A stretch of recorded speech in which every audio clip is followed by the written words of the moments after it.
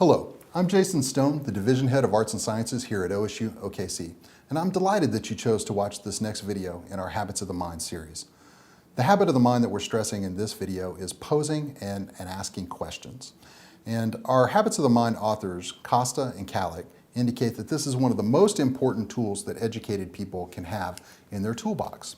One of the reasons why questioning is so important is because oftentimes you can phrase things as a question that if you had phrased as a direct declarative statement would cause friction within the organization. You can ask someone a question and then they have to kind of fill in the blanks. And if you're skilled at using the Socratic method or the process of asking questions and attending to the answers, ultimately you can get that other person to arrive at the same conclusion that you've arrived at, and you don't have to be as aggressive or confrontational with the other person. You can simply just ask the right questions and they'll arrive at the same conclusion that you've arrived at. So obviously it has a lot of utility in the workforce. And another place within the workforce that the ability to pose and ask good questions helps you out in is in the onboarding phase.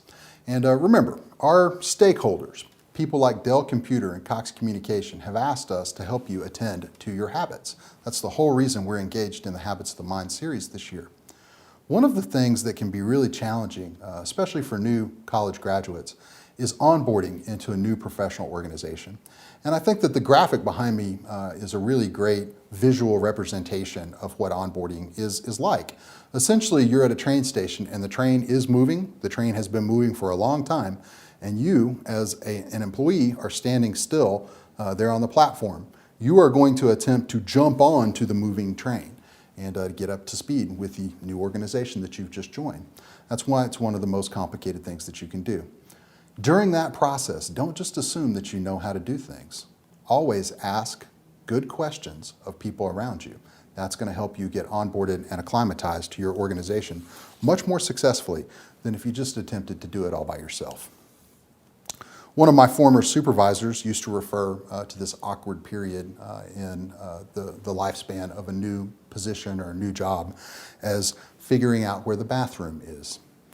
That's because literally, as a new employee, you are oftentimes asking others where the lavatory is located. The Habits of the Mind authors, Costa and Kallick, wrote a book called Learning and Leading with the Habits of the Mind. And in that book, they discuss 5 different characteristics of powerful question answering, or question asking. Those 5 characteristics of good questions are: 1, it's plural. It invites the answer to share multiple answers to one question. 2, it's tentative. It includes words like might or could. Another facet of a good question is that it's invitational. It invites the other person who's being asked the question into the question and invites them to answer it.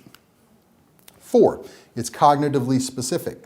It may include a specific action verb, such as ponder or reflect or analyze, etc. Something that directs the intellectual effort and the intellectual labor of the person who's going to be asking, or rather answering the question. And then finally, number 5, there's a positive presupposition. In other words, the person who is asking the question positively presumes that the person who is going to be answering the question has the expertise and has the ability to actually answer the question. Now, all of those are somewhat heady recommendations. I think a couple of examples might help to solidify this concept. So let's look at some questions that are being posed by James and Nicole and why they are examples of what Costa and Kallick represent or recommend that you do with your 5 characteristics of good questions. Number 1, plurality. What were the causes of the malfunction? And you'll notice here in the dialogue that I've got the S at the end of cause underlined. That's because it's plural. It's asking for multiple causes. You'll also notice here in the second recommendation under tentative that the word could is underlined. And that is because could represents a tentative sort of nature of a question. And then third, it's invitational. James is inviting Nicole to answer the question. He's using words like you, and he's using Nicole's name to invite her into the question. Fourth, it's cognitively specific. In this question, Nicole is asking James for analysis. That is specifically directing James's intellectual labor in answering the question. Fifth, It's positive presupposition. In this question, Nicole is presuming that James does have the expertise and he does have the opinion to actually answer the question. If you'll pay attention to Costa and Kallick's 5 recommendations for good question asking, you'll have a very good head start to using the question process correctly within your organization. Finally, in arts and sciences, we like to ask some of the big questions, and that's really one of our purposes as a division here on this campus.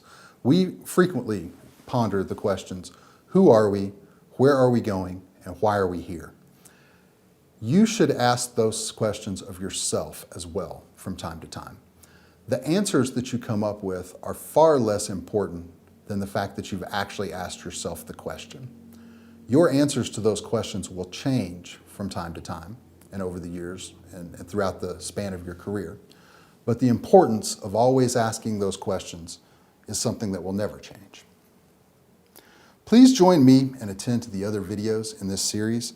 Invest in yourself and invest in your future. Remember, your habits are going to determine your trajectory in life. Thank you for your time and attention. Have a great day. Go Pokes.